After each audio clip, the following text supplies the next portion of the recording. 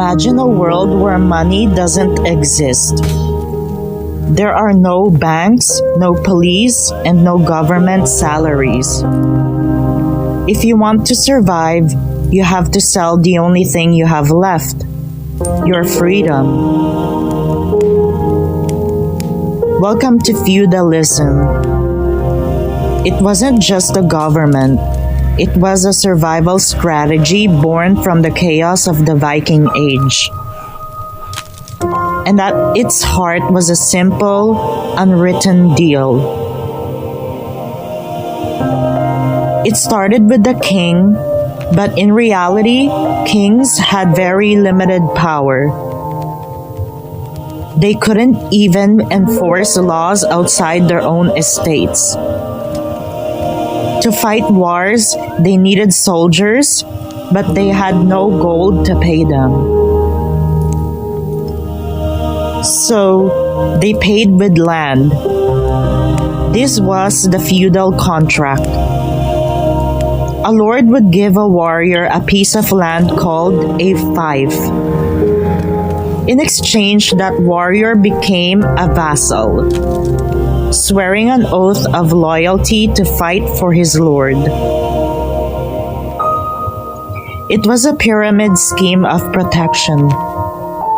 The king gave land to lords, lords gave land to knights, and at the bottom were the peasants and serfs, tied to the land, working to feed everyone else. To protect this land, they built castles. But forget what you've seen in Disney movies. These weren't comfortable palaces. They were built for war, not luxury. They were dark, cold, and damp, often unpleasant places to live in. They were machines of war, placed on hills or near rivers to dominate the landscape. And the men who lived in them, knights weren't always heroes in shining armor. They were professional killers. Warfare was a way of life involving tough, brutal hand-to-hand combat. The violence got so bad that the nobles eventually developed a code of conduct called chivalry. Chivalry was an attempt to combine Christian values with the virtues of being a warrior.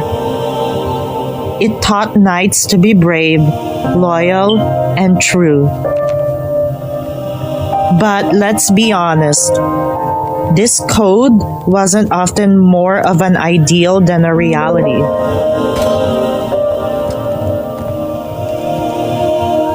Feudalism brought order out of chaos, but it locked Europe into a rigid hierarchy for centuries.